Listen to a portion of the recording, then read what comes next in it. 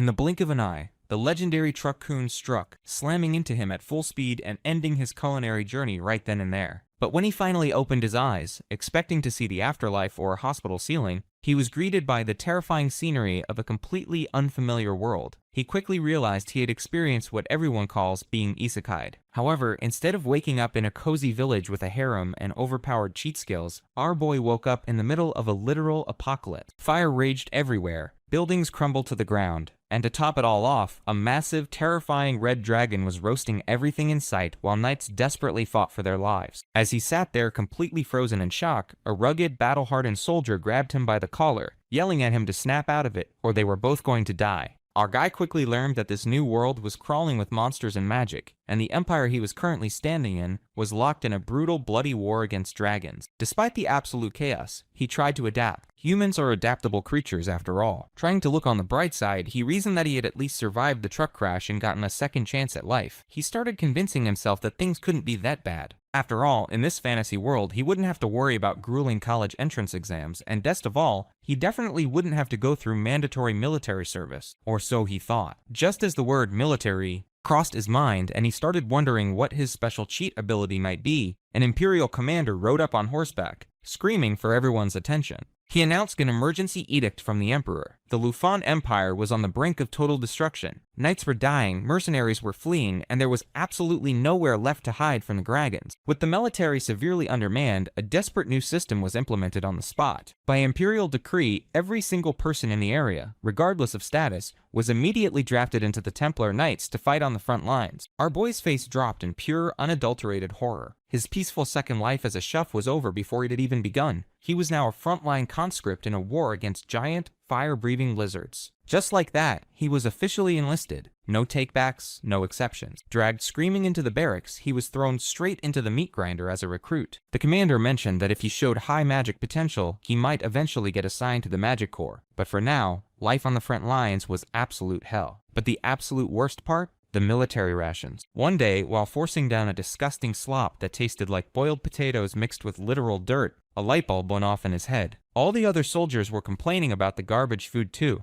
He realized that if he opened a food stall right here, it would be a massive hit. His culinary dream wasn't dead, it was just on hold until he could make an absolute killing feeding these starving troops. There was just one tiny microscopic detail he didn't account for. When he heard that mages were discharged after just 2 years, he figured his service would be short too. Nope. Our guy ended up stuck in the military for 15 agonizing years. He later admitted that if he had known he'd be dodging dragonfire for a decade and a half, he probably would have given up on the spot. Flash forward to the present day in Drake City. Our boy, who now goes by the name L, is literally shedding tears of joy outside a vacant storefront. After 15 years of hell, he has finally secured a lease to open his very own restaurant. The sweet landlady, a woman named Ray, checks in on him, and upon learning he is setting up shop, points him toward the local butcher for his meat supply. She mentions the shop is run by her husband, warning Elle that the man has a bit of a mistrip. Fiery personality. Elle brushes it off with a smile. Come on, he just survived 15 years in a magical world war. How scary could a neighborhood butcher possibly be? Very scary, it turns out. The butcher, Noel, is a massive, heavily scarred brute who looks like he eats monsters for breakfast. The second, Elle meekly introduces himself as a restaurant owner looking to buy meat. Noel absolutely loses his mind. He slams his massive fist down, screaming that he won't sell him a single scrap. Apparently, the last restaurant owner, who happened to be a former mercenary buddy of his, completely screwed him over by buying cheap meat and selling it at a massive markup right before it rotted. Now, Chloe is convinced Elle is just another scammer trying to pull a fast one on him. Just as Elle is sweating bullets and contemplating running all the way back to the military, Ray bursts into the shop and absolutely domes her massive husband with a frying pan. She furiously scolds him for taking his past trauma out of a new customer and demands he hand over the goods. But Noel isn't going to make it that easy. He aggressively slams a bag of meat onto the counter, but when Elle checks inside, his heart drops. It isn't the premium Bellerin meat he asked for at all. Noel laughs in his face, telling him there is no way he's handing over his precious high-quality Bellerin meat to an unproven chef. Instead, the giant butcher throws down the ultimate gauntlet.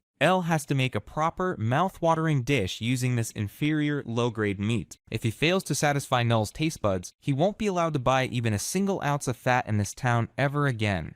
With the challenge officially thrown down, the massive butcher Noel proudly declares that his palate is incredibly refined, so Elle had better not screw this up. But our boy calmly accepts the bag of low-grade meat, completely unfazed by the giant's yelling. As soon as Elle leaves, Ray apologizes for her husband's ridiculous behavior. Elle just smiles and, with absolute confidence, invites them both to his new restaurant that evening to be his first official customers. As he walks off, Ray tries to secretly slip him some of the high-quality Bellerin meat, feeling terrible that he has to work with scraps. But Elle politely refuses, insisting that what he has is more than enough to create something spectacular. Ray is left standing there completely dumbfounded. She knows exactly what is in that bag. It isn't just cheap meat, it's the belly fat of a wooba, one of the most looked down upon ingredients in the entire city. You see, in this fantasy world, the local wildlife is a bit different. What we call a pig is known as a wooba, while a cut of premium wolf meat, or Bellerin, is considered a luxury delicacy. Wooba belly is strictly peasant food. It's the cheapest, most budget-friendly cut available, and most people here don't appreciate its fatty charm. But our boy knows a secret they don't. He knows the best way to unlock the incredible flavor of top-tier pork belly isn't with some fancy sauce or complicated recipe. It's simply by grilling it to absolute perfection. And he has a very special tool for the job, a literal fireball he can summon in the palm of his hand. Meanwhile, on their walk home, Ray calls her husband out on his little scheme. She knows he wasn't actually trying to test Elle's cooking skills, he was testing his character and sense of responsibility to see if he was the type of person who would cut corners. Noel stubbornly denies it, but his wife sees right through his tough guy act. The story then flashes back 11 years to the brutal front lines of the war, revealing exactly why Noel is so guarded. Hordes of grotesque monsters are tearing through the ranks of the knights, slaughtering them left and right. One of Noel's comrades gets his leg pinned under heavy rubble, screaming in pure terror as a hulking beast raises its club to finish him off. Just as the soldier is about to become monster food, a familiar voice cuts through the chaos. "I'm right here!" It's a younger Elle, but he isn't wearing an apron. He's a full-blown war hero. He unleashes a devastating magic attack called Thermal Blade, a swirling vortex of frost that instantly freezes and shatters every monster in the area. The soldier he just saved looks up with tears of gratitude, calling him by his real name, Sir Ellison. It turns out our humble little chef wasn't just some random conscript, he was a ridiculously overpowered magic knight and a legendary war hero. Back in the present, we see exactly how this legendary veteran puts his battle-honed magic to use in his new life. Every magic has its purpose, and Sir Ellison, now just LV Humble Chef, has found the ultimate culinary application for his signature ice spell. He summons a tiny, hyper-controlled version of his thermal blade, not to freeze armies of monsters, but to score impossibly perfect cuts into the luba belly. These magic-infused scores allow the marinade to penetrate deep into the meat while helping the moisture evaporate during cooking, guaranteeing an unbelievably crispy texture. Just as he finishes his prep, his 2 VIP guests arrive. Noel is still looking highly skeptical, grumbling that the only thing the tavern has going for it is that it's clean. Elle just smiles and gets to work, masterfully searing the pork belly skin side down on a lightly oiled griddle. The kitchen immediately fills with the mouth-watering crackling sound of sizzling pork. After grilling it to a perfect golden brown and slicing it into bite-sized pieces, he whips up a fresh, zesty salad to balance the rich, fatty meat. He proudly serves the final dish to his guests. Ray's eyes go wide at the presentation. She takes her first bite and is instantly transported to culinary heaven. She can't believe this crispy, juicy, unbelievably flavorful meat is the same cheap wooba belly everyone sneers at. The zesty salad cuts through the richness beautifully, creating a combination she never could have imagined. She is an instant convert. Elle smiles, happy to have won over at least one customer, and turns to the massive, silent butcher. "So, Mr. Noel, how was the food to your liking?" He looks down, only to find Knoll's plate is already spotlessly, bone-dry empty. The big guy literally inhaled the entire dish in the time it took his wife to take a single bite. When Al timidly asks if the food satisfied him, Knoll slams his massive fist on the table and roars, "It did not! Bring me more meat! I need more meat!" After his wife swiftly smacks some sense into him, Noel stands up, his face a mixture of shock and pure admiration. He declares that out of all the wooba dishes he has ever eaten in his entire life, this was, without a doubt, the absolute best. He officially announces that Elle has passed his test with flying colors. The contract is sealed. He promises to supply Elle with any cut of meat he wants, even the finest in the entire Lufan Empire. With the new business partner secured and his first customers happily demanding seconds, Elle chalks up his first day as a massive success. Later that night, as our boy is sound asleep, blissfully unaware of the new chapter his life is about to take, a mysterious, beautiful woman with long, dark hair suddenly sits up in the bed right next to him. She sniffs the air, a curious look on her face, and whispers, "I smell something delicious." Fast forward a week, and Elle's restaurant is an absolute smash hit. Business is booming, and the locals can't get enough of his amazing cooking. But as he's cleaning up one night, our boy runs into a serious problem. He's completely out of essential spices, like pepper. In this fantasy world, spices are ridiculously rare, expensive, and the quality is total garbage compared to what he's used to.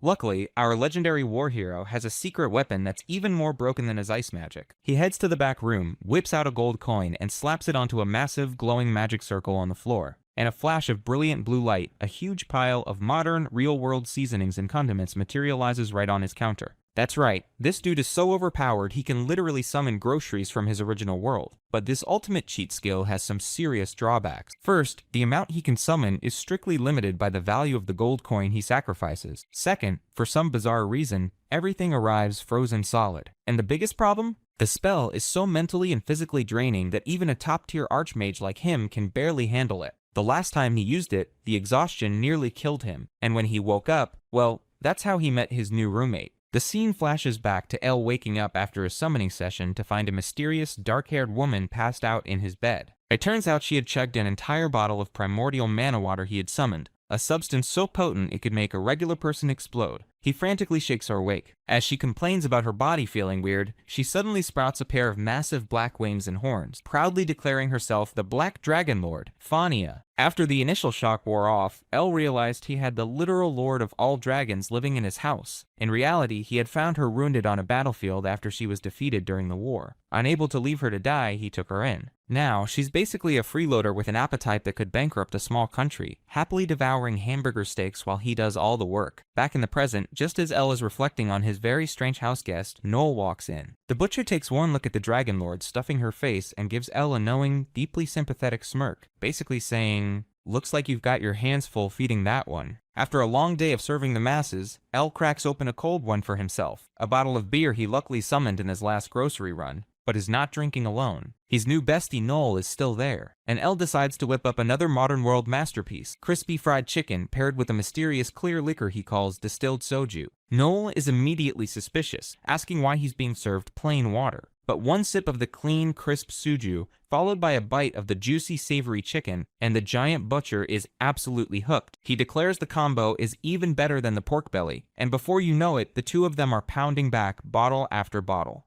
As the soju flows, the tough-as-nails butcher completely breaks down, launching into a drunken, tear-filled confession. He grabs El by the collar and sobs that his wife, Ray, is cheating on him. El is completely floored as Mole explains that once a month his beautiful wife gets all dressed up and disappears for the entire day. The big guy, feeling insecure about his age and rugged looks, is being eaten alive by jealousy. He admits he even followed her once and saw her meeting a strange man who gave her a flower. Today was that day, and the giant is an emotional wreck. He drunkenly confesses that even though he loves his wife more than anything, his jealousy makes him pick stupid fights with her, and he has no idea what to do. Just as he's about to pass out from a mixture of booze and self-pity, El decides it's time to play the ultimate wingman. He kicks the freeloading Dragon Lord out of the restaurant, telling her it's time to get to work. The next scene shows Noel sitting at a fancy outdoor restaurant looking like a completely different person. El has given him a full makeover, decking him out in a sharp, tailored suit. Just as Noel is admiring his new look, a man approaches their table, and the mind-blowing truth is finally revealed. We see a picture of Rai with a beautiful but very sick young girl, her daughter from a previous relationship.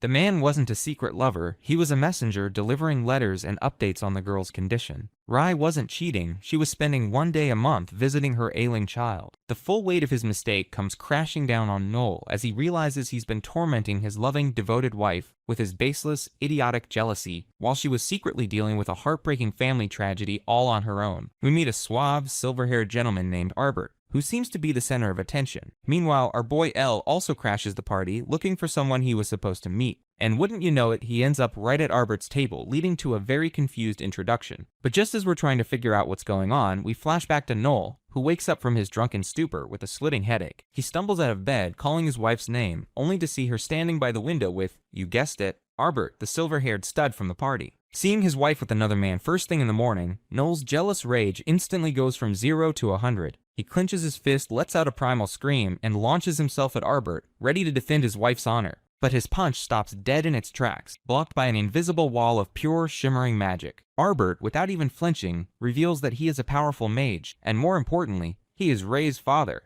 The whole thing was a massive misunderstanding orchestrated by a very overprotective dad. After everyone calms down, they all gather back at El's restaurant for the most awkward family dinner in history. Elle, being the ultimate host, whips up an incredible feast to smooth things over. Arbert comes clean and admits the whole cheating drama was a test. Remember that broke old commoner who got scammed by the previous restaurant owner? That was actually Arbert in disguise. He was testing Noel to see if he was a good man, worthy of his daughter. Noel is understandably pissed, asking if Arbert would have just let him suffer if he hadn't figured out the truth. But before things can get heated again, Arbert asks the million-dollar question. Noel has been talking about retiring from the mercenary life for a while now, so how exactly does he plan on providing for Ray and her daughter? The tension in the room becomes so thick you could cut it with a knife, but just in the nick of time, our boy Elle swoops in with a platter of delicious food, masterfully diffusing the situation and proving once again that a good meal can solve almost any problem. The dish Elle serves is a modern world hot pot, and the two old soldiers immediately start bickering like children over the proper way to boil vegetables. Elle explains the concept. You take the paper-thin slices of premium Bellerin meat, swish them around in the bubbling broth for just a second,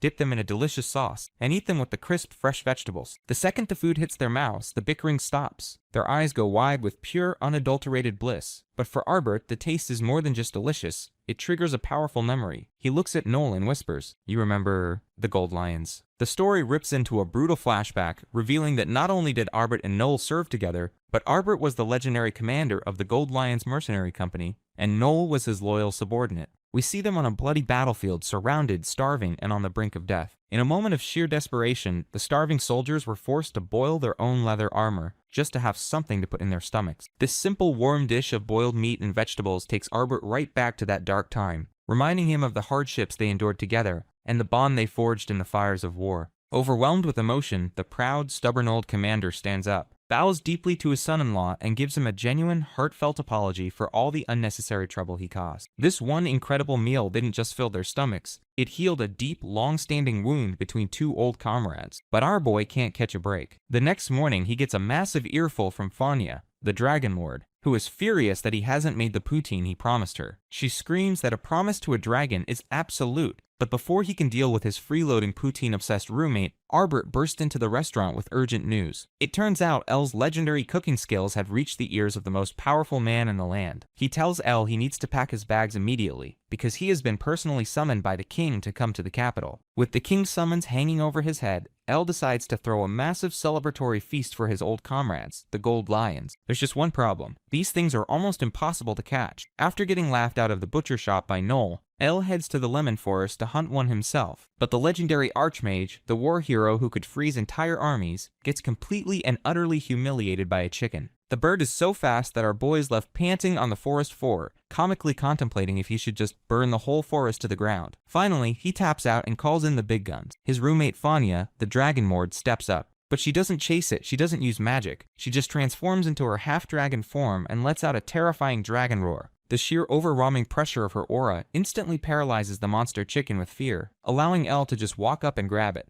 Talk about an overpowered cheat skill. Back at the restaurant, Fania is celebrating their hard work by chugging a can of beer, while Elle deadpans that all she did was glare at it. He gets to work preparing the palinsu, marinating the precious meat in beer to create a dish that he knows will pair perfectly with it. That evening, the Gold Lions arrive, and they are one tough-looking crowd. The grizzled old mercenaries look around the tavern with skeptical, untrusting eyes, clearly not impressed. But one young, energetic mercenary named Milatine pipes up, declaring his absolute faith in his senior who brought them here, and loudly proclaims that he knows the food is going to be amazing. The stage is set, and Elle has to prove to his old comrades that his new weapon of choice is a frying pan, not a magic staff. As the Gold Lions wait, the grizzled old mercenaries give the young, energetic Miltine a hard time, joking that he's such a fanboy he'd probably call grass delicious if his senior told him to. But just as things get rowdy, our boy Elle comes out with the main event, and the entire tavern goes silent. He places a massive, steaming platter of perfectly golden brown fried chicken in the center of the table. The mercenaries are stunned. They can't believe their eyes. Elle proudly announces the dish, deep-fried palinsu. The entire room absolutely erupts. Palinsu, the legendary creature that even professional hunters can't catch, Elle just casually tells them to dig in before it gets cooled. The second those hardened, battle-scarred mercenaries take their first bite, it's all over. Their skeptical glares melt away into pure, unadulterated ecstasy. They completely lose their minds, screaming about how unbelievably delicious it is. The once tough soldiers are reduced to a pack of wild animals, grabbing and devouring the chicken as if it's the last meal they'll ever eat. But the kitchen is an absolute war zone. Elle is completely swamped, trying to keep up with the demand, and desperately asks his Dragon Lord roommate for help. Fanya is initially outraged at the very idea of a legendary dragon serving mere humans, but then a distant memory flashes in her eyes, a promise they made to each other in the darkness of the war, a dream of opening a restaurant together when it was all over. Her hardened expression softens, and she instantly changes her tune, declaring that serving could be a novel amusement for a dragon. With the world's most overpowered waitress now on the job, the feast kicks into high gear, with the gold lions cheering, drinking, and celebrating like there's no tomorrow.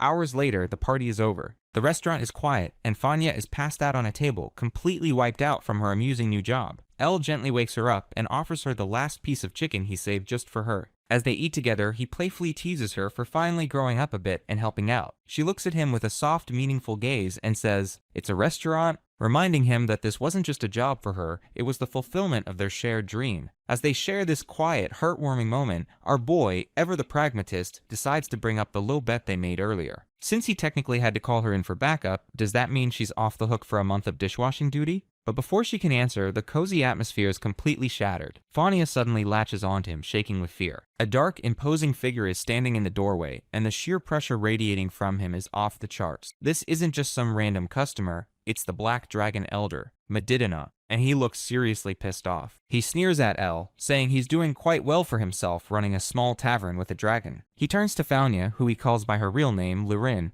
and asks if she's had any discomfort. But Elle, being the absolute Chad that he is, steps right in front of her, shielding her from the intimidating old dragon. The tension explodes as Fanya accuses the elder of abandoning her. But Medidana just coldly replies that he wasn't abandoning her, he was just late. He then drops the ultimate ultimatum. He's not here for a friendly chat. He's here to enforce an ancient, unbreakable law of the Dragon Clan. According to their secret rules, any dragon who reaches 800 years old without a lair of their own must be exiled from the sacred lands. Fanya had been using her mother's lair, but it was completely destroyed during the war. Next year, she turns 800, and Medidana declares that she must leave. This isn't a request, it's a rule that cannot be broken. To defy it would mean declaring war on the entire Black Dragon clan. But as the elder stands there, looking all high and mighty, our boy Elle, without even a hint of fear in his eyes, looks him dead in the face and says, "Let's do it." What's the big deal? The legendary war hero, the man who single-handedly turned the tide of the Great War, just casually challenged the entire dragon race to a fight over his freeloader roommate. The Black Dragon Elder is left completely, utterly speechless. The Black Dragon Elder is absolutely furious, his demonic aura flaring as he prepares to obliterate the insolent human who just declared war on his entire race. But our boy just looks at him, completely confused, and says, "Eh?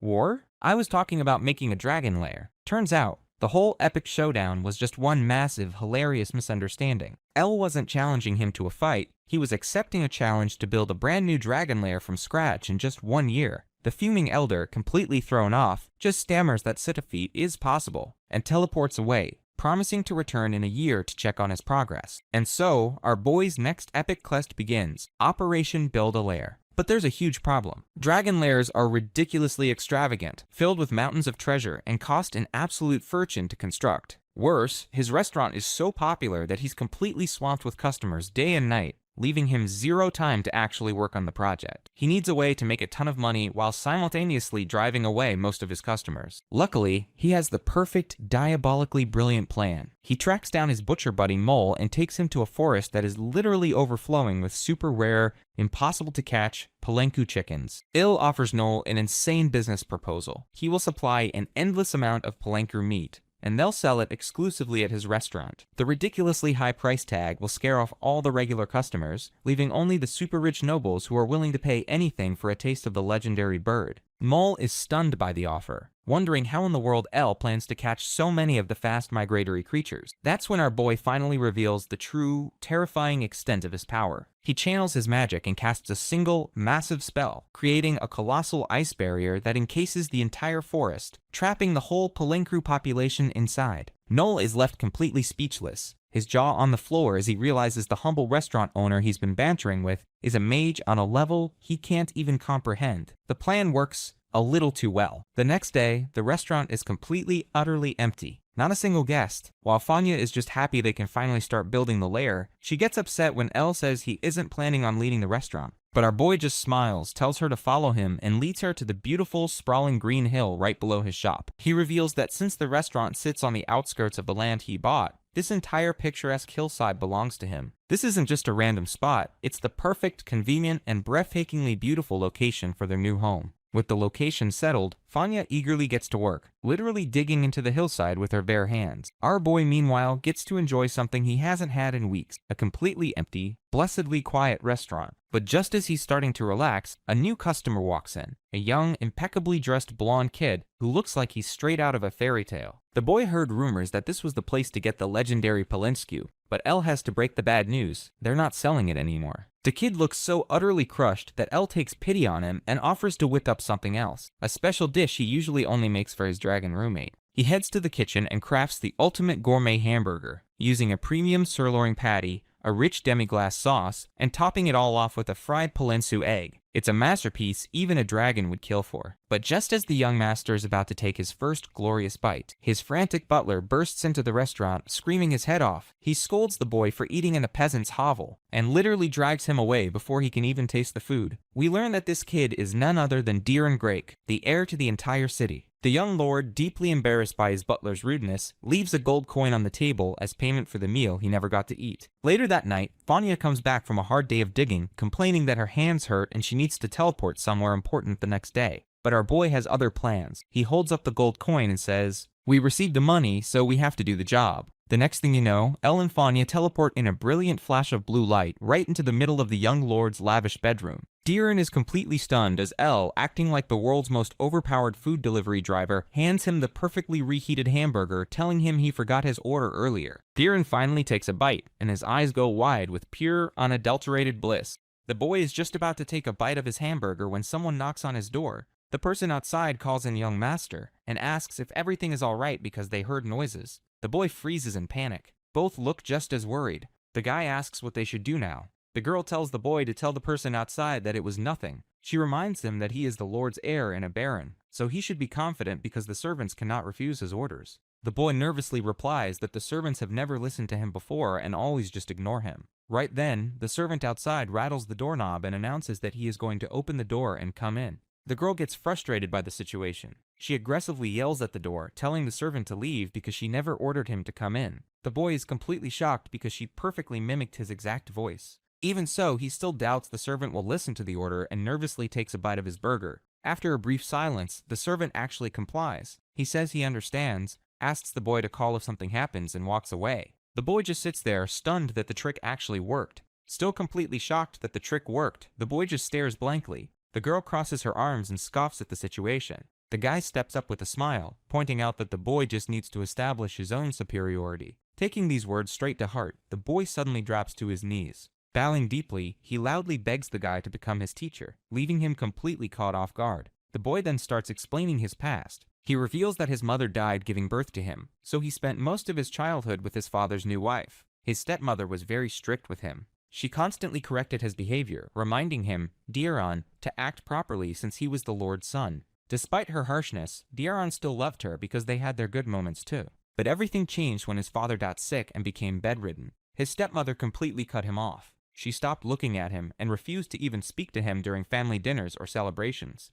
Looking back, Diren sadly admits that all he ever wanted was to become a good ward just like his father. Diren goes on to explain that under his stepmother's orders, the servants started controlling his movements. With everyone ignoring him, he had no one to talk to and felt he would be treated terribly even if he inherited the title. But then his attitude completely flips. With sparkling eyes, he declares that today's events changed his mind and eagerly begs the guy to teach him how to be a good lord. The guy is totally dumbfounded by this weird jump in logic, thinking to himself that he is literally just a restaurant owner. Diren insists, pointing out that normally a servant would just barge in even if he told them to leave. Hearing this, the guy realizes Diren lacks confidence and has just been suppressing his naturally energetic personality. Giving in a little, the guy sighs and tells Diren to start by looking people in the eyes when talking to them. He explains that the Lord's position is all about taking responsibility for every word you say. He advises the boy to listen to others and think carefully before making a decision he truly believes in. If things go his way, great, but if not, he has to accept the outcome and take responsibility.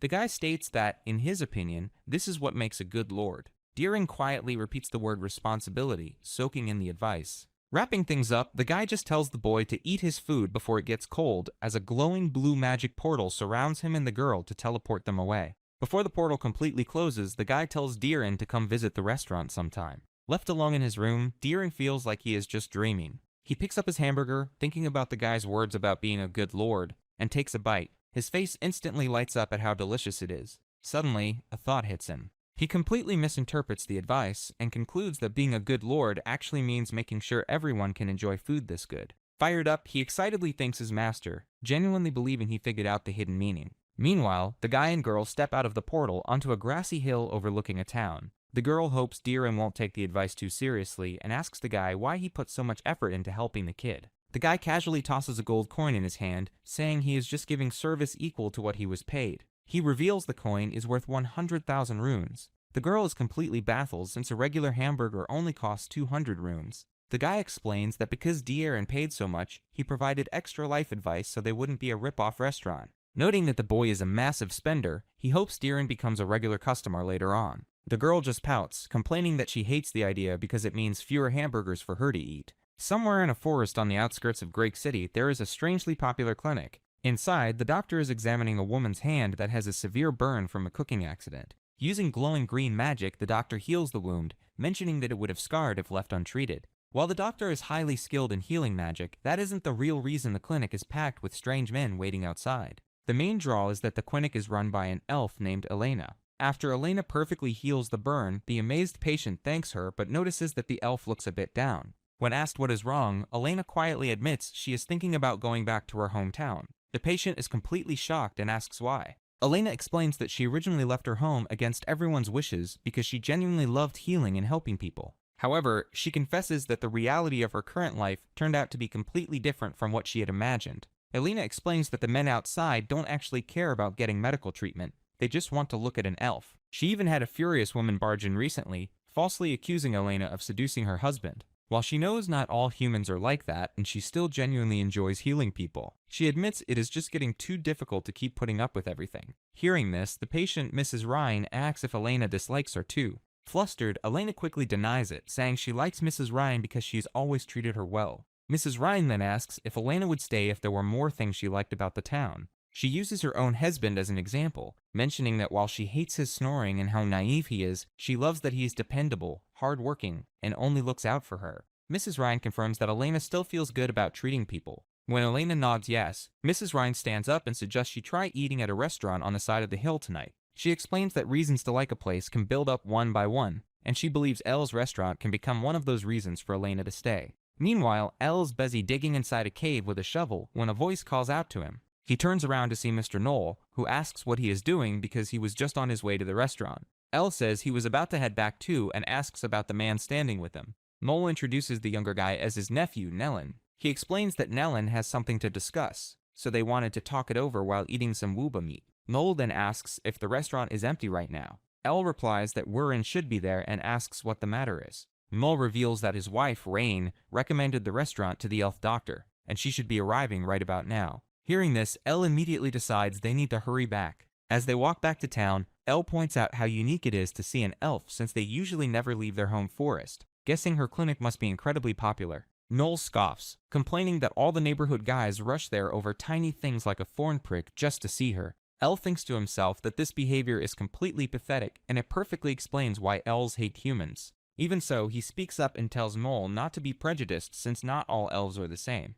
As Elle finally reaches the restaurant and grabs the door handle, he admits that while elves are known for being a very proud race, he opens the door and is greeted by a completely unexpected sight. Inside, the supposedly proud elf, Elena, is trembling on the floor in pure terror. Rurin is standing over her, giving off a dark, intimidating aura. Elena frantically begs for forgiveness, calling Rurin a great being. Smug, Rurin tells the elf that she will forgive her rudeness only if she spends the rest of her life as her subordinate. Elena stands in the doorway, totally appalled by the situation. He readies a flaming fist as Rurin casually looks over and brags that she just got herself an elf subordinate to use. Furious, Elle yells at her, asking what the hell she is doing to their customer. Outside the restaurant, Mole and his nephew decide to just wait out there as they hear a loud smack, followed by Rurin screaming in pain. After apologizing for all the commotion outside, the restaurant owner warmly invites his guests inside. As they step in, they find a young girl crying in pain while holding a massive bump on top of her head. Sitting right across from her, a blonde elf customer sits frozen in utter terror. From the girl's overwhelming presence, the elf immediately realizes that she is sitting in front of a real, live dragon. In this world, it's common knowledge that dragons are walking through natural disasters capable of destroying entire cities in seconds. The elf grew up hearing terrifying legends about dragons being the ultimate apex predators of all living beings. Yet right before her eyes, the restaurant owner casually treats this terrifying dragon like a misbehaving child, scolding her for ruining things while he was gone and telling her to go dig outside. Unbelievably, the dragon just cries and obeys his command without putting up a fight. Stunned by what she just witnessed, the elf snaps back to reality when the owner walks over to her table. He politely apologizes on the dragon's behalf for any trouble she caused while he was away. Overwhelmed with confusion, the elf nervously asks if he is really just a human. The owner casually confirms that he is indeed a normal human, though he inwardly notes that the dragon made no effort at all to hide her terrifying aura from the guests. Whispering softly, the owner asks her to keep the girl's true identity a secret from others, admitting that living with the dragon is a long, complicated story. Terrified for her life, the elf quickly promises to keep quiet, insisting she has no desire to interfere with the dragon or die anytime soon. Sweating nervously, the owner reassures her that she won't be killed, though he internally regrets the terrible first impression Rurin gave off. He then changes the subject and asks if she's Elena, the elf doctor recommended by Mrs. Ryan. She confirms her identity, causing the owner to panic internally as he remembers how crucial her good review is, fearing they completely blew their chance. Elena then explains why she came, mentioning she heard rumors that this restaurant could serve delicious meals even if they were made entirely out of vegetables. Relieved, the owner asks about her diet requirements. Elena explains that it isn't an ethical choice, but rather a physical issue, as her body simply cannot digest meat. With that cleared up, the owner reassures her that he can easily handle it, promising to head into the kitchen and prepare a great meatless dish for her. Deciding that tomato pasta is the perfect dish for her, the owner gets straight to cooking. He heats up olive oil in a pan, sautéing chopped onions, garlic, and mushrooms until they release a savory aroma. He then strains fresh-cut tomatoes into the pan, seasoning the sauce with salt, sugar, and spices while keeping the heat low so it doesn't burn. While the sauce simmers, he boils the pasta for 8 minutes, reserving a bit of pasta water to mix into the dish and get the sauce consistency just right. Once the tomato pasta is ready, he serves it to Elena, reminding her to use a fork and assuring her once again that there is no meat in it. Admiring its bright color, Elena eagerly takes her first bite. Meanwhile, the owner brings out the wooba belly for Mr. Knoll, who jokes that he almost fell asleep waiting. As he sets down plates for Knoll and his friend Nellen, Knoll eagerly tells Nellen to dig in, but the owner notices Nellen looks gloomy and unsure, making him wonder if the man simply dislikes the food. Curiosity getting the better of him, the owner turns back around to see how Elena is enjoying her meal. As soon as Elena tastes the pasta, her eyes widen in sheer amazement. Having only eaten raw vegetables her whole life, she devours the dish in seconds, declaring it the most delicious thing she has ever eaten. Realizing how aggressively she just ate in front of him, she blushes in embarrassment and tries to apologize, but the owner warmly hands her a handkerchief and reassures her that he's just glad she enjoyed it. He asks if she rarely visits restaurants, and Elena admits that she usually avoids crowded places because she attracts too much attention. She explains that most places rarely offer vegetarian dishes, and the ones that do usually taste no different from raw vegetables anyway, which made her think cooking vegetables was pointless. The owner understands her frustration, knowing that spices are rare in this world, so most cooks don't bother using them properly. However, Elena brightly declares that this meal changed her mind completely, and that she needs to thank Mrs. Ryan for recommending this place. Relieved, the owner checks her review status and sees that her rating jumped straight to 5 stars, with her noting that the food was so good she forgave their bad first impression. But just as he catches his breath, a loud shout suddenly echoes through the restaurant. Noel angrily confronts Nellen, demanding to know what he just said. Trembling with emotion, Nellen confesses that he recently found out his mother isn't actually his biological mother. Meanwhile, back at the mines where Nellen works, an older woman carrying a basket of fruit arrives looking for him. She asks one of the guards if he's seen Nellen, but the guard explains that the night shift team already went deep into the shaft. Worrying that Nellen went to work on an empty stomach, she asks for permission to quickly drop off his meal. The guard lets her pass, and she heads into the dark mine to find her son. Back at the restaurant, Mel asks Nellen where on earth he heard such a crazy rumor. Slamming his fist on the table, Nellen yells that where he heard it doesn't matter, crying out that he feels completely betrayed after being lied to for 20 years and can't even focus on his work anymore. Overhearing the commotion from across the room, the owner and Elena realize they shouldn't be eavesdropping, but can't help listening in. Noel scolds Nellen, reminding him of everything his mother, Mrs. May, went through to raise him alone after his father died as a mercenary. Noel points out how hard she worked day and night just to feed him, emphasizing that it's incredible how much love she gave him, even though he wasn't her biological child. Nellen tears up, admitting he knows he's at fault, but confesses that in his anger this morning, he snapped at her when she tried to hand him his lunch, calling her woman and coldly refusing to take it. Enraged by this disrespect, Nellen grabs Nellen by the collar, yelling that there are some lines you should never cross. Just as the owner steps forward to break up the fight, the restaurant door bursts open. A panicked woman named Rurin runs in, shouting that a massive disaster just occurred at the mine. She frantically reveals that the shaft collapsed with Melon's mother inside, leaving her trapped under the rubble, which leaves Nellen completely frozen in shock. Rain explains that Mrs. May had gone inside the shaft specifically to look for Nellen right before the cave-in happened. Realizing his mother was trapped because she was searching for him, a horrified Melon bolts out of the restaurant and sprints toward the mine. As Noel and Ryan prepare to chase after him, Elena offers to go with them, pointing out that a collapse means there will inevitably be injured workers who need medical treatment.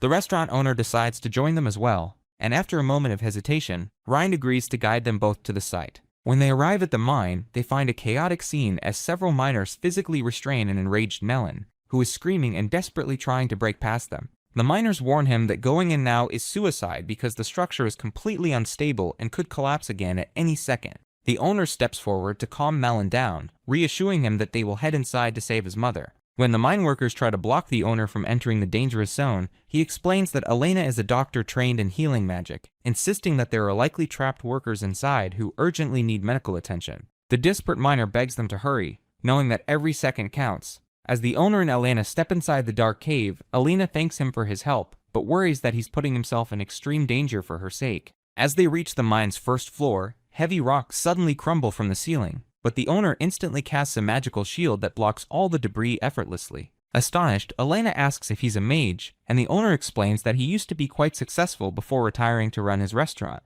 As they walk further into the dark tunnels, the owner asks Elena why she risked her life to come here, noting that despite facing rudeness from humans at her clinic, she still rushed to save them. Before she can answer, the path splits into two separate directions. Knowing they don't have time to search both tunnels manually, the owner summons glowing light spirits to scout ahead. Elena is shocked to see him command spirits, and he explains that the spirits will locate any survivors for them. Within moments, the spirits point down one of the paths, guiding them straight to an injured miner trapped under the rubble. Thinking he's hallucinating from exhaustion, the trapped miner is stunned when Elena and the owner suddenly appear. Elena checks his injured leg and reassures him that it isn't serious, quickly applying her healing magic to treat him. As the light spirits locate more survivors deeper in the cave, Elena treats their wounds while the owner uses levitation magic to safely flirt the injured workers out of the collapsing mine to the rescue team waiting outside. After sending out what seems to be the last miner, the exhausted owner asks Elena if she can keep pushing forward. Determined to find Melon's mother, they press deeper into the tunnel until they finally spot her, lying unconscious on the ground,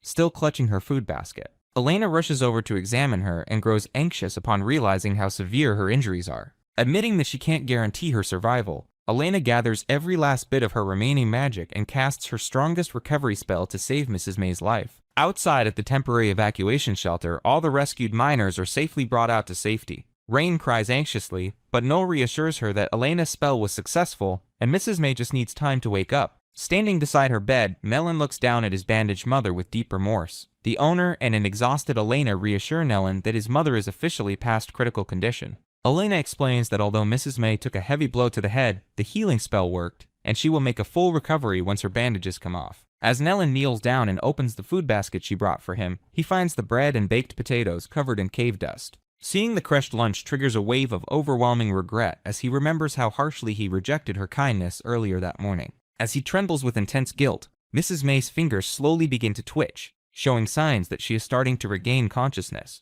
Opening her eyes under the bandages, Mrs. May weakly calls out Nellen's name. Hearing her voice, Nellen bursts into tears, calling her mom again. As he holds her tightly, he reassures her that he isn't hurt, crying about how terrified he was that his cruel words from that morning would be his last words to her. Despite her pain, Mrs. May smiles tearfully, happy to hear him call her mom again, and relieved that he was safe outside the mine when it caved in. Watching the emotional reunion, Elena opens up to the owner, confessing that she originally planned to shut down her clinic and abandon human society after dealing with so much mistreatment. However, Rain had encouraged her to find more things to enjoy in the city. Elena reflects on how humans live short lives filled with raw, intense emotions, making them easily hurt, but also incredibly honest and caring. She smiles gently, realizing she cherishes these genuine human connections too much to leave, not to mention discovering how amazing the food here is. But as she finishes her thought, the severe mana exhaustion from casting her powerful healing spell finally catches up to her, causing her eyes to flutter shut as she begins to collapse. Before she hits the ground, the owner catches her in his arms. Blushing furiously, Elena stammers out an apology, but the owner notices she completely drained her mana pool. Telling her to hold still, he casts the spell to transfer mana directly into her body. Surprised, Elena recognizes it as an ancient elf mana transfer spell. The owner casually mentions that his elf friend named Baden taught it to them. Elena's eyes widen in shock, asking if he means Baden, the legendary hero of the elves. The owner simply smiles, reminding her that he already told her he used to be a famous mage in his glory days. Meanwhile, on the hill right below the restaurant, Rurin is furiously digging in the dirt, covered in mud. She grumbles to herself about how unfair the owner is for leaving her behind and forcing her to dig just because she can't use magic in front of humans. She complains that she was only trying to get a subordinate to help out around the shop. But mid-tantrum, a high-pressure jet of water suddenly blasts out from the ground, soaking her from head to toe and leaving her completely confused as to what she just struck. The owner returns to the hill below the restaurant and finds Rurin completely drenched. He asks if water suddenly shot out of the ground while she was digging, and she proudly confirms it. Facepalming, the owner tries to stay patient, reminding himself that she isn't making a mess just to annoy him. He figures her digging hit an underground water source, but since the hole is so deep, they can't even see the bottom from where they are standing. He tells Rurin they need to go with the plan they discussed before and cover themselves with a shield. Rurin sets up her protective barrier as the owner summons a massive magic circle. She warns him to control his power so he doesn't accidentally blow the entire hill away. Assuring her he has it under control, the owner unleashes an 8th class magic spell called Inferno. A huge blast of intense green flames shoots straight down into the hole. The extreme heat instantly boils and evaporates all the floodwater, while Rurin stands perfectly safe inside her magical shield, completely unbothered by the massive blast. Satisfied that the blast made a big enough hole, the owner watches as the smoke clears. Suddenly, water begins bubbling up from the cracked earth and shoots high into the air. The owner realizes that his Inferno spell hit the underground water source, and the intense heat is now pushing it upward, effectively creating a natural hot spring. Seeing the water, a dirt-covered Rurin excitedly tells him to do it again so she can wash up. Without thinking, she runs straight into the geyser. She instantly regrets it, screaming in shock and pain as the scalding hot water and steam blast her. A little later, Rurin sits wrapped in a towel, pouting next to a fire as the owner scolds her for recklessly running into things without thinking. She complains that she had no idea it was going to be hot, and the owner sighs, admitting he probably should have warned her first. As they talk, he continues using his magic to form a new glowing shield around the gushing geyser. Confused, Rurin asks what he's doing with the barrier. The owner explains that he needs to create a safe contained space so he can properly collect all the clean water. The owner presses his magical shield down into the geyser. He explains that by pushing the dirt down, it creates a natural basin for the clean water to collect. Once the dirt settles, he removes the top half of the shield, leaving a perfect makeshift pool. Excited, Rurin doesn't hesitate and leaps right in. She instantly regrets it, thrashing around and screaming that she's going to be cooked alive because the water is still boiling hot. The owner steps into the water and uses his magic to cool it down to a comfortable temperature. Rurin tests it out and finally relaxes as they both settle in to soak. While bathing, Rurin asks where he disappeared to earlier. He explains that a mine collapsed, so he went to rescue the trapped workers. Catching on, Rurin immediately gets jealous and asks if he went with the female elf. The owner defends himself, reminding her that he isn't good at healing magic, so the elf's help was necessary. Rurin isn't happy about it. Frustrated, she complains that she was stuck digging holes in the dirt while he was out with someone else. She loudly declares that she hates elves and all other races, adding that she despises everyone in the world except for him. Hearing her honest words, the owner just looks at her silently before calmly reaching for the tea kettle warming by the fire. Pouring hot water from the kettle, the owner opens a container of cocoa powder and mixes up a warm cup. He hands the mug to Rurin, who cautiously takes a sip. Her eyes widen in surprise as she realizes how sweet and delicious it is. The owner explains that cocoa comes from a fruit called cacao, and it takes a lot of hard work from many different people to grow, ferment, dry, and roast it into the powder she is drinking. He uses this to make a point about relying on others. He admits that even though he has the magical power to blow up a mine, he couldn't save a single injured person without the elf's healing magic. He points out that he needs Mr. Knoll to get simple restaurant ingredients, and they will eventually need dwarves to actually build her lair. He tells Rurin that even though races and personalities are different, they shouldn't push everyone away, reminding her that even a dragon can't take on the world alone. Rurin quietly looks down at her mug and absorbs his words. After a moment, she understands his point, but she stubbornly declares that she will still treat him differently from everyone else because he is special to her. Flustered by her bluntness, the owner awkwardly suggests they just take things slow. In a chaotic battlefield, right on the edge of a steep cliff, a battle-scarred veteran mercenary shouts orders to his men, commanding them to hold their position and warning everyone to stay away from the dangerous drop. Spotting a younger fighter struggling near the edge, he yells at the young man, Militine, to back up immediately. Just as Militine tries to retreat, an enemy bandit lunges at the veteran, worrying that the old man is done for. The seasoned fighter easily blocks the wild strike and instantly counters, landing a fatal slash across the bandit's chest. But as the bandit coughs up blood, he refuses to die alone. With his last bit of strength, he grabs the veteran by the collar with a vicious grin and throws his weight backward. Before anyone can react, the bandit drags the veteran right off the ledge with him. Miltine watches in pure horror, screaming for his senior as the older man plummets down the massive cliff into the abyss below. Sometime later, the owner is busy hammering a "We're closed for today" sign onto the restaurant's front door. Rurin stands beside him looking confused and asks why he is shutting the store down for the day. He explains that when they were drinking cocoa at the hot spring the other night, they didn't have any milk to mix with it. He usually uses his milk supply to marinate meat for the restaurant, leaving barely anything left over for them to drink. To fix this problem, he leads Rurin to a large grassy field right behind the building. He excitedly announces his new plan to build a ranch so they can have a constant, endless supply of milk. Rurin deadpans, pointing out that the field is completely empty. Unfazed, the owner cheerfully agrees, stating that they just have to build everything from scratch. He tells her that their first target is a creature called a Baroneric, a massive, muscular beast that can be found roaming downstream of the Verant River. To get there quickly, the owner asks Rurin to teleport them down the river. Rurin hesitates, explaining she can't teleport to a place she's never visited before. Unbothered, the owner just gives her the general direction and distance, telling her to rely on her feelings. Rurin activates her magic, and they instantly teleport. They arrive at the right location, easily spotting a herd of Baronerics by the river below. The only problem is that Rurin's coordinates place them high up in the sky, and they immediately start free-falling. As they plummet, a terrified Rurin screams for him to do something. The owner asks how a dragon can be scared of the sky and tells her to just use her wings. Rurin stubbornly refuses, clinging to him tightly and yelling that she would rather die falling than undo her human form. Sighing, the owner casts a levitation spell to catch them mid-air. As they safely float down toward the ground, he asks why she hates her dragon form so much.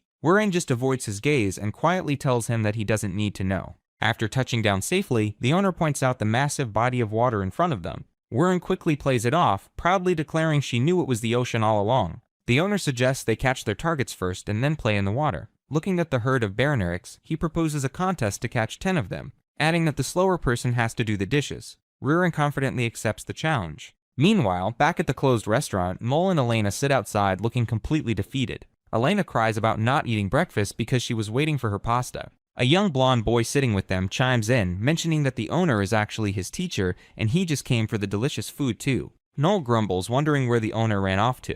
Back at the empty field behind the restaurant, a portal suddenly opens. A captured Baroneric drops onto the grass, followed by the owner and Rurin. Both of them step out soaking wet from playing in the ocean, happily agreeing that the trip was a lot of fun. Looking at the captured Baronerics, the owner is surprised by how calm they are. Rurin proudly explains that she used her dragon mind manipulation magic to keep them docile. Seeing this, the owner figures a simple wooden fence will hold them for now until they build a proper shelter. Remembering his actual job, he decides to finally open up the restaurant. When he opens the door, he finds Mole, Elena, and the blonde boy collapsed on the floor, weak from starvation. As soon as they see him, they immediately jump up and beg for food. The owner quickly cooks their meals, and Noel happily stuffs his face with meat, laughing that he finally feels alive again. The owner asks what they would have done if he hadn't come back today, and Mole bluntly says there would just be 3 graves outside from starvation. While Rurin angrily washes the dishes in the background after losing their catching contest, Noel asks where they went. The owner explains they were catching Baronerics to put in the meadow behind the restaurant so they could produce milk.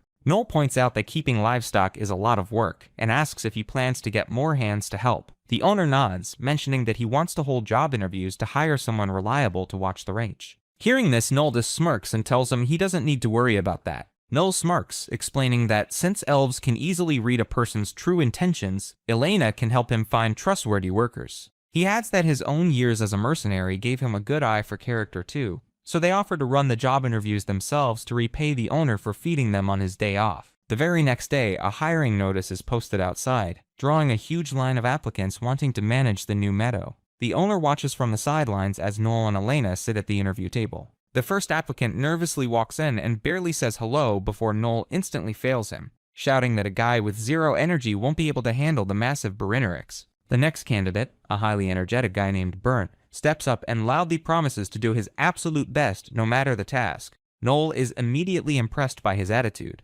However, Burnt catches a glimpse of Elena and starts blushing, secretly fantasizing about working with the pretty elf. Reading his impure intentions, a disgusted Elena immediately shouts out that he foed. Elena exposes Burnt's vulgar thoughts, and Canal instantly kicks him out, completely ignoring his desperate protests. The next applicant is a confident veteran who boasts about his 30 years of experience, promising to build the city's best meadow. Before he can secure the job, the blonde Baron kid steps in. Pulling out a massive scroll, he starts bombarding the confused man with intense questions about Baroneric welfare. He rapidly fires off questions regarding holiday policies, punishments for crimes, production incentives, and medical insurance. Passionately clenching his fist, the young Baron declares that he views the animals as his own civilians and refuses to let anyone take the job lightly. Deciding they are all completely crazy, the veteran simply sighs and walks right out the front door. The boy yells after him for abandoning the civilians, while the owner just watches in disbelief, figuring the guy wouldn't have cared for the animals anyway. As Ruin mutters about how ridiculously hard it is to hire a subordinate, Mole yells for the next applicant to enter. A cheerful new guy steps through the door, ready to start his interview. The interviews quickly turn into a complete disaster. Noel instantly kicks out one applicant for trying to start a fight at his butcher shop a while back. Another guy gets rejected because Alina catches him staring at her weirdly, and Noel decides his gaze is too weak. The blonde Baron kid even loses his mind and fails a guy just for calling the Baronerics normal animals. At one point, Noel rejects a crying applicant simply because he feels like it. Before they know it, the entire massive line of applicants vanishes. Looking at the empty doorway, Noel laughs and wonders if the salary on the flyer was too low. Sweating, the owner silently realizes that his 3 overly strict interviewers just scared everyone away. Stepping in, the owner politely thanks them for their help, but insists that he'll handle any remaining interviews alone. Just as he says that, the front door slowly creaks open. The owner turns around and is completely surprised to see a battered young man standing there. It's Militine, the young mercenary who recently survived the horrific cliffside battle. Looking exhausted and traumatized, Militine mentions the hiring announcement and quietly asks if he can work there. Surprised to see him, Noel asks why he isn't out guarding the caravan like he was assigned to do. Looking downcast, Miltine explains that their caravan was attacked by bandits. During the chaotic fight, his senior mentor, Ment, tried to protect him and ended up falling off a steep cliff. The owner worriedly asks if Ment is still in critical condition. Miltine reassures them that he survived and his wounds have healed, but the severe accident permanently destroyed the use of his leg, forcing him to retire from being a mercenary. Hearing this, Elena looks deeply saddened. She admits that her healing magic can't fix a permanent injury that is already healed, though she still wants to visit him to check on his condition. At that moment, Rurin bluntly asks the obvious question. If Ment is the one who got hurt, why is Miltane the one quitting and applying for a job at a ranch? Canol and the owner panic, instantly scolding Rurin to choose her words carefully, and Miltane stays calm and explains his true intentions. Although he is uncomfortable with the unconventional teacher, it's not that the user can remain or see the details in the work. He reveals that he quit mercenary work because he wants to secure a job at the ranch first, hoping to eventually find a safe role for Ment there as well, so they can continue working together in the future. Deeply moved by his loyalty and heartfelt dream of staying by his mentor's side, Elena swoons a little, causing the young ex-mercenary to blush furiously. Misunderstanding the entire situation, Noel looks at him in horror and asks if he's actually in love with Ment. The owner quickly asks Miltane his age, and when the young man replies that he's 29, the owner points out there is a 13-year age gap between them. Completely missing the point, the Baron kid and Elena defend the relationship, with Elena stating that a 13-year difference is basically considered the same age for elves. Flustered and defensive, Miltine crosses his arms and insists he's already made up his mind. He yells that he already quit being a mercenary and will literally starve on the streets if he doesn't get this job. Surprisingly, Rurin suddenly jumps in. Pleased with his stubborn attitude, she loudly agrees that age isn't an issue and officially hires him on the spot. Miltine's face lights up with joy as he thanks her. The owner mentions he's grateful to have both of them working at the ranch, but asks if he's actually talked to Ment about this plan yet. Miltine sheepishly admits he hasn't asked him, but plans to bring it up once they successfully produce their first batch of milk.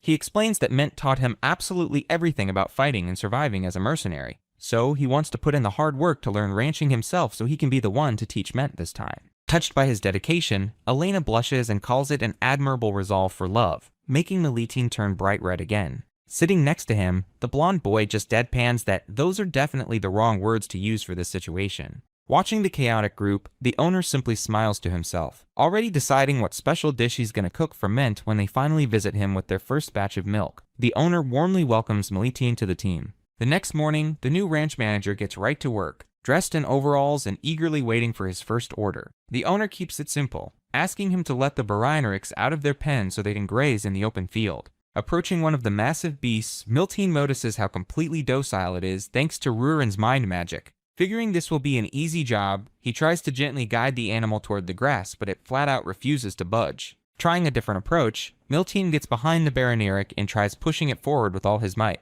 Annoyed, the beast simply kicks its hind legs back, launching the former mercenary through the air until he faceplants hard into the dirt. As the animal casually walks away, Militin lies face down and lets out an exhausted breath. But instead of quitting, his old mercenary fighting spirit kicks in. A dark, intense grin spreads across his face as he cracks his knuckles, taking the stubborn beast as a personal challenge. Refusing to give up, Militin confidently charges at the Barineric, boasting about his endurance. The beast simply headbutts him, launching him high into the air once again. As Militin crashes hard into the dirt, the owner casually works on building the new barn and tells him to hang in there. The hardships of ranch work only continue. The owner explains that captive Barinerics need regular hoof maintenance, so Militin grabs a tool and nervously tries to clean one of their hooves. He tells the animal to stay calm for its own good, but the beast just kicks him squarely in the chest. Militin falls back but tries to stay positive, joking that it wouldn't be fun if he succeeded on his first try. The next day, the owner tells him they need to make hay and turn it periodically so moisture doesn't build up inside.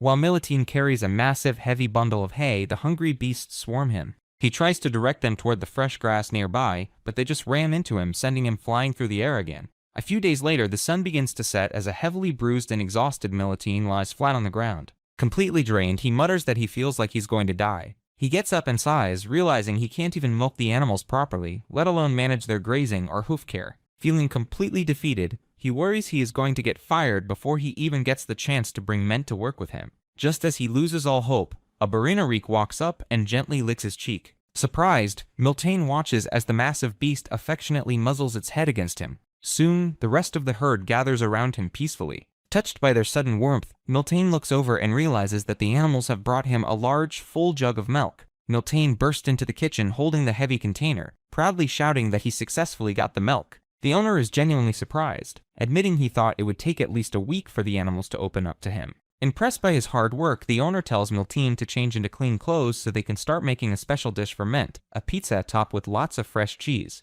The owner guides Militin through the process of making mozzarella from scratch. First, he carefully pasteurizes the milk at a low temperature for 30 minutes, making sure it doesn't boil. Next, he adds vinegar to curdle the milk, separating the curds from the whey. After straining out the liquid, they soak the curds in hot brine water. Militin stretches and folds the curd with his hands to remove trapped air bubbles and extra moisture, shaping it into smooth balls of fresh mozzarella. Surprised by the soft, white result, Militin notes that it looks completely different from any cheese he's seen before. The owner explains that next, they'll place the cheese on top of bread dough and bake it into a pizza. The owner suggests that a special gift is needed for a confession, pointing out that since Ment loves food, a homemade pizza is perfect. Blushing, Militin realizes this might actually be his chance to confess his feelings. As they roll out the pizza dough, the owner boasts that women used to line up when he walked by in his youth. When Militin asks if he has a lot of dating experience, the owner deadpans that he has zero, because the women just lined up and left.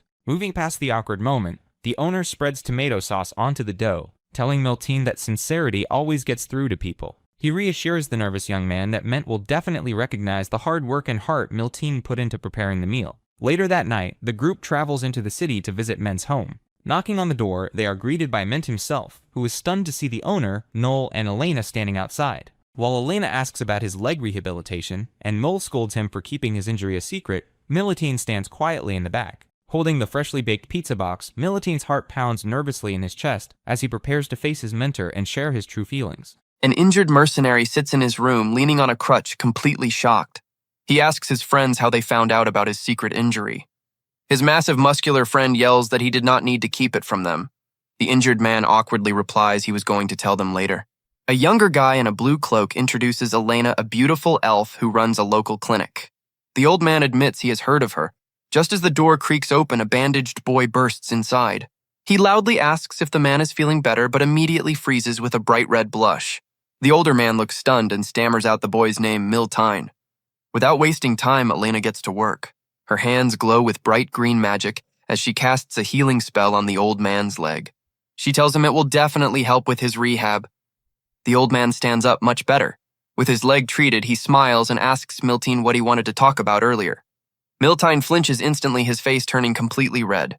He stutters out a quiet, "Darn it," standing frozen. Miltine struggles to speak, thinking this is harder than he thought. The older mercenary looks confused while his friends cheer the boy on. Gathering his courage, Miltine slams a large box onto the table. He slowly opens the lid, remembering Elle's advice to pour his heart into it. Miltine proudly reveals a massive golden pizza with pepperoni perfectly arranged into a giant heart. The old man is clueless and asks what he is looking at. With a bright blush, Miltine introduces the dish as pizza and brags he made it himself. One of the guys notes how pretty it is, but they quickly decide to dig in. The old man takes a bite and his eyes go wide in pure shock as the melted cheese stretches out. He is amazed since the only cheese he ever knew was basically spoiled milk. A bright smile appears on his face as he praises the perfect mix of flavors, calling the food absolutely amazing. Hearing this, Miltine starts stuffing her own face with tears in her eyes. She secretly thinks her food failed to win his heart, but is glad he is enjoying the meal. In no time, the entire pizza is completely wiped clean. The large mercenary praises Miltine's cooking. Looking down nervously, Miltine asks Ment if he has figured out what he wants to do from now on. Ment rubs his chin, planning to just take his time. Suddenly, Elena asks Ment if he would like to work on her farm. Ment is caught completely off guard. Elena explains she built the farm recently and casually drops the detail that Miltine is already working there. The moment Ment hears that, he flinches in absolute shock. Miltine looks down and admits she quit being a mercenary right after he did. The old man is shocked. Meanwhile, Miltine clutches her pounding heart.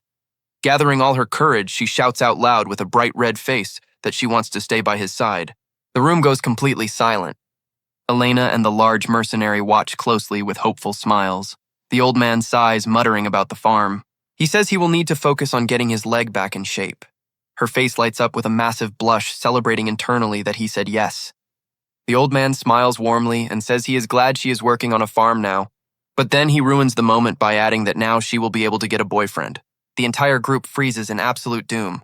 They realize the dense old man completely missed her romantic confession. Miltine is stunned. The old man just laughs, oblivious to her feelings, telling her it is time to date young men. The muscular mercenary violently facepalms, calling the old man a clueless fool. Completely ignoring the tension, the old man thanks them for the job. The young mage feels terrible for setting up this failed confession. Later that night, they walk heavily down the cobblestone street. Miltine trudges ahead looking defeated. The others try to comfort her, reminding her that at least the old man agreed to work on the farm. Miltine turns around and flashes a massive bright smile, insisting she is perfectly okay. She waves goodbye, calling the young mage her boss and heading down a different street. As the others walk away, Miltine stops smiling. She stands alone in the dark alley with tears streaming down her face, but silently promises herself she is never giving up. A little further down the road, the large mercenary sighs in frustration, amazed by how dense Ment is. Elena agrees, saying there is no way he did not understand her feelings. Back inside the empty tavern, Ment sits all alone, rubbing his beard with a serious, troubled expression. The scene shifts to a bright, sunny day in the village. Colorful confetti falls as two musicians blow loudly into their horns. An announcer shouts out for everyone to behold Crown Prince Leon Horace. Riding proudly on a white horse, Leon notes the place is peaceful but has nothing to look at. Two young women in the crowd blush and squeal over how handsome he is. Leon smirks and smoothly leans down from his horse, asking if they will accompany him to his room tonight, sending them into a frenzy. Riding just behind him is Duke Porgo Timurin, a stern-looking older man. The Duke asks his companion Medrine, the chief sorcerer, what Grake is doing. She calmly replies that Grake is making preparations to welcome them at the castle. Duke Timurin glares straight ahead. He scoffs, muttering that it is incredibly arrogant for Grake to just wait there, while the crown prince visits him. The Duke warns that the little lord roleplay is completely over. Meanwhile, at the sprawling castle, a servant approaches a nervous young boy with bright blonde hair. The young boy stammers out, asking what about his mother. The servant sighs and explains she is unwell. The boy realizes he has to face these powerful men all alone. The servant respectfully reminds him that since Count Grake is bedridden, he is the only legitimate representative, so he cannot mess this up. The massive wooden doors creak open. The young boy slowly walks into the room where the Duke and the Crown Prince are drinking tea. The Duke immediately glares with cold, sharp eyes and tells the boy he is late. The Crown Prince smiles playfully, calling out to little Grake. The boy lets out a shaky breath, clutching his chest. He looks up with a determined expression, silently begging his father to give him the strength to get through this.